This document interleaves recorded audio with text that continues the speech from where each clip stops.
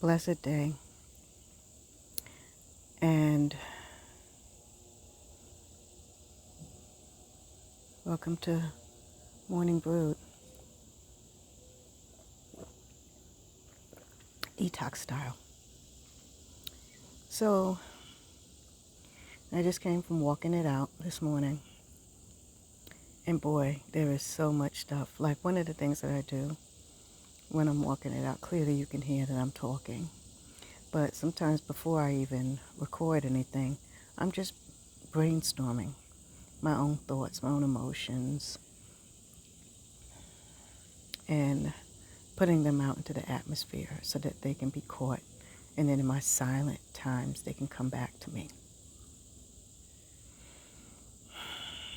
So it's just a way of brainstorming, freestyling, whatever you want to call it. And then sometimes in the middle of my walk, I'll get really fly, all in, up out of here. I will get a word, or one word to the 1,000 things I put out into the atmosphere. And that is the thing that I generally tend to share. Other things are just in different states of process. Things that I haven't figured out yet, things that I'm just beginning to feel that don't really have a full conception of, and some things that are coming full term that I'm receiving clarity on. But anyway, and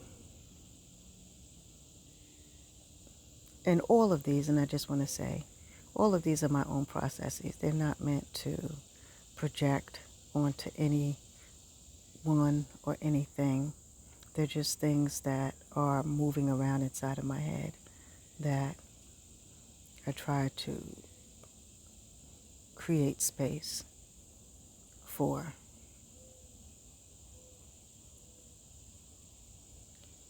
The answers, ponderings. The bugs are out to play today. No, you cannot get access into my house. Why do we fear crazy so much? So many times people are like, oh, I don't want nobody to think I'm crazy.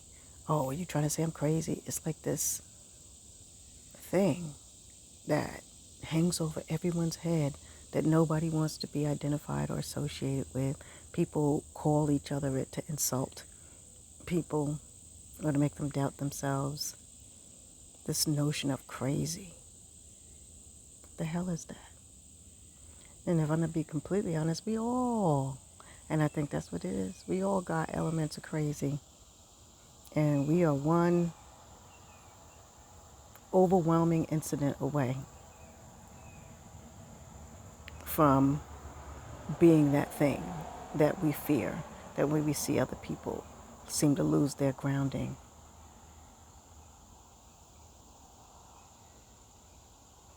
And they're not able to regulate the same way anymore.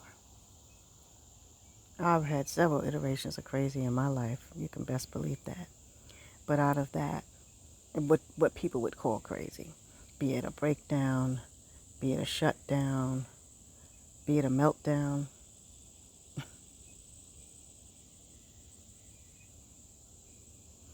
but in that, I've learned a lot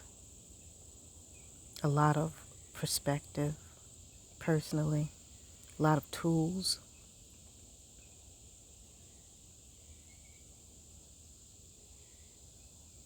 and a lot of process in dealing with dysregulation. That's what I choose to call it. We all have some level of dysregulation within ourselves that we do something with it. Some people stuff it down and compartmentalize. Other people soothe it with substances. Some people project it, avoid it.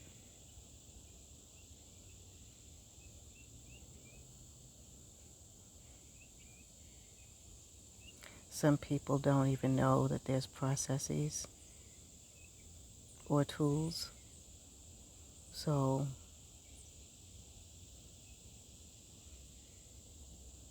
they become dysregulated and they don't know how to capture all the feathers, or the fact that they're not supposed to capture all the feathers.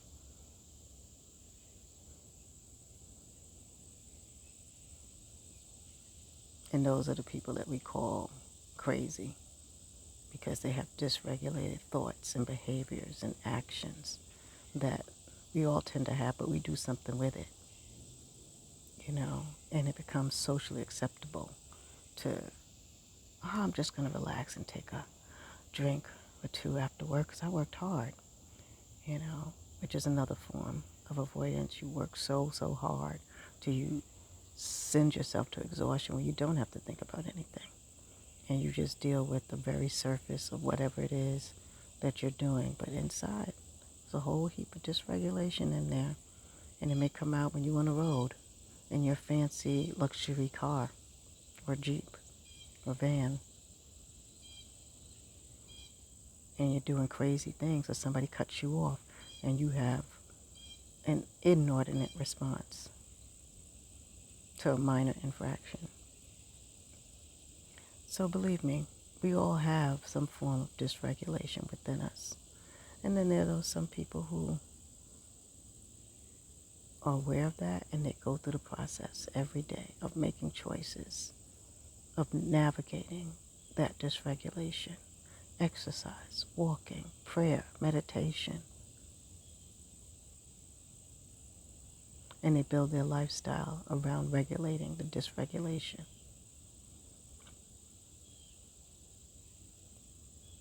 But we pretend to project if we don't understand, if we haven't walked through that process, and we have these unexamined expectations.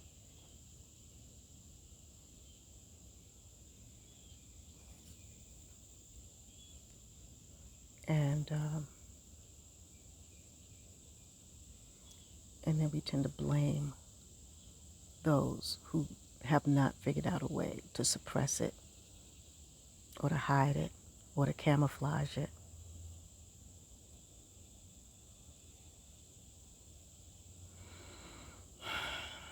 And what will give us a greater level of empathy for ourselves and each other is to recognize that you too possess the gene of crazy. It's just a matter of that what you do with it may be more socially acceptable, may look less dysregulated. But underneath all the layers, it's there. And it ain't going nowhere until you choose to handle it in a way that you can diffuse it in your life and not let it drive choices and decisions and relationships and behaviors. That's it. Be well and be blessed.